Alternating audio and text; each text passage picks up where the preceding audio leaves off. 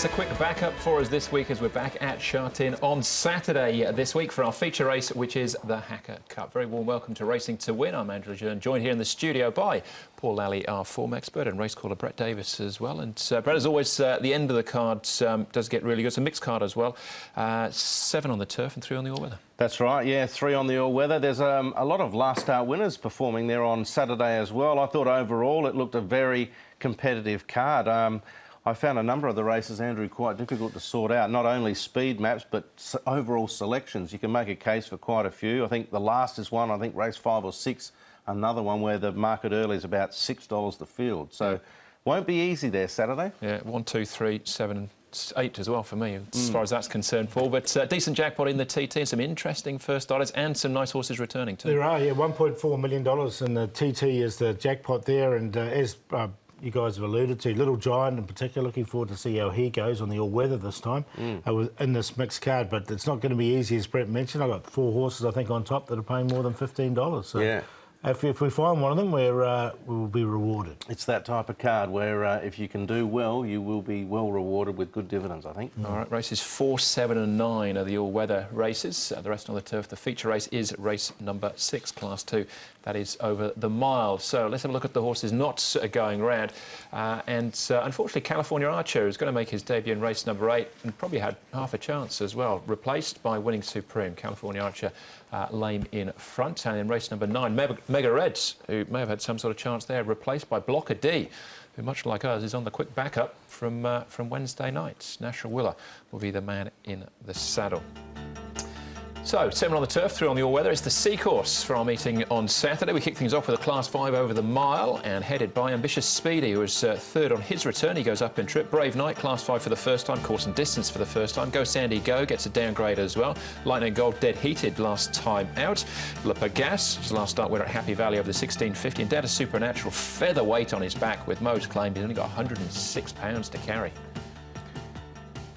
Yeah, the rail's in the C position for the meeting there, with the races on the turf, that is, of course. So good to slow is the potential speed. With Oriental Fantasia, a noted front runner, he's likely to find the front. Gentleman, Brave Knight, Lurper Gas, Lightning and Gold, I think will posse up into a nice position. Go Said to Go has changed trainers. He's put on 42 pounds as well. The blinkers go back on.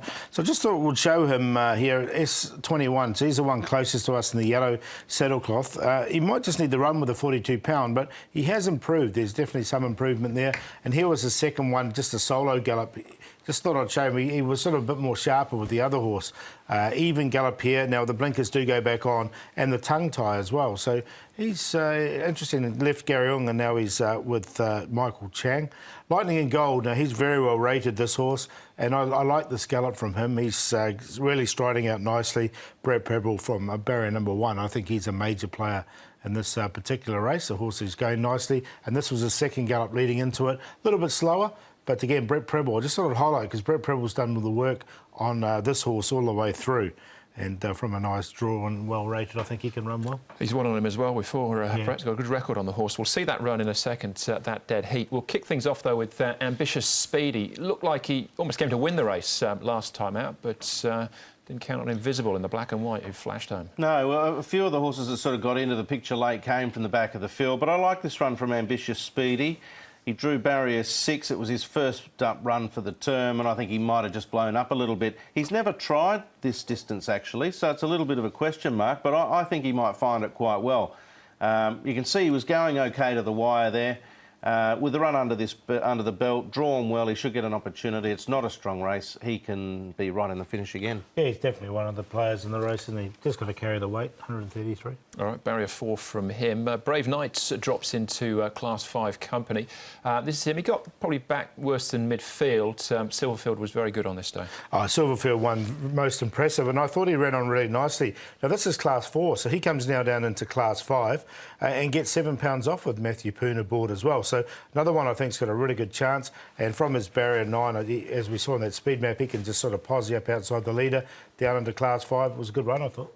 Yep. Yeah, I've got him in the tips. I actually didn't like him going from 1,000 to 1,400.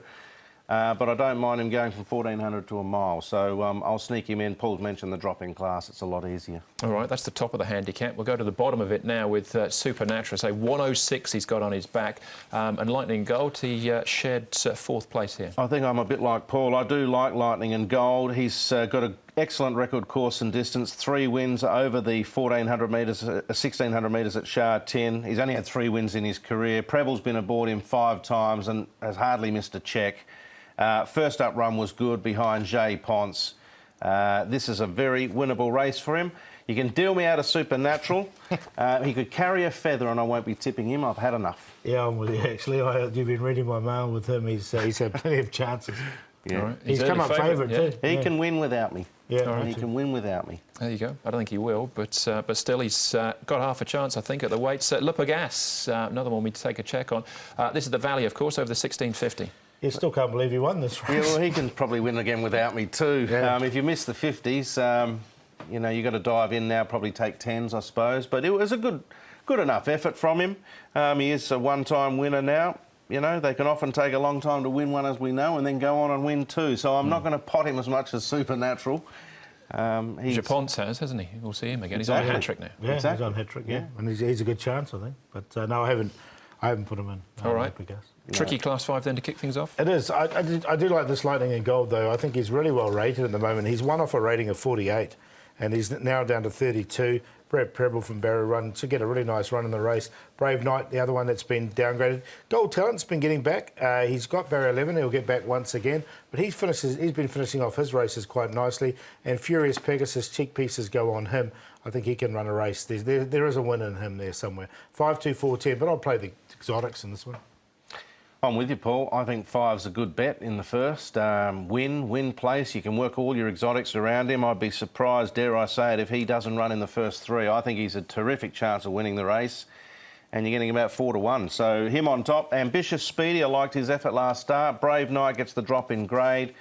And Lurper Gas, he did win one. It took him 21, but as we know, good old poaching treasures in that category too. They can go on with it. I didn't want to leave him out. 5, 1, 2 and 9. All right, yeah, I've got similar sort of numbers. I have thrown in Supernatural, though, so if that sort of weight, he's... Good luck with that. Yeah, he's only in for 4th, anyway. Yeah.